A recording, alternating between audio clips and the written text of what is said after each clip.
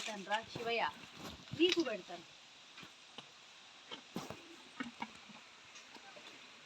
లక్ష్మమ్మ చూడు, లక్ష్మమ్మ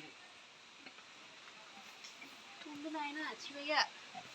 ఒక్కళ్ళు పెడితే ఒక్కళ్ళు కలుగుతారా మీరు? కోసేదాకా వెయిట్ చేయాలి కదా నాన్న.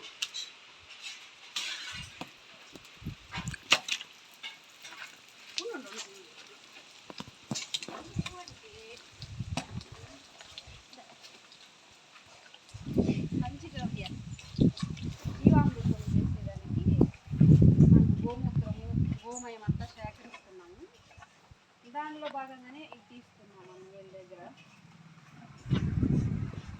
పొలాల కోసం పొలంలో పిచికరీ చేసేదానికి జీవామృతం, అందుకని తీసుకుంటున్నాం. వచ్చేసరికి అయిపోతాయి, మధ్యలోనే పోసేస్తుంటారు ఒక్కొక్కసారి.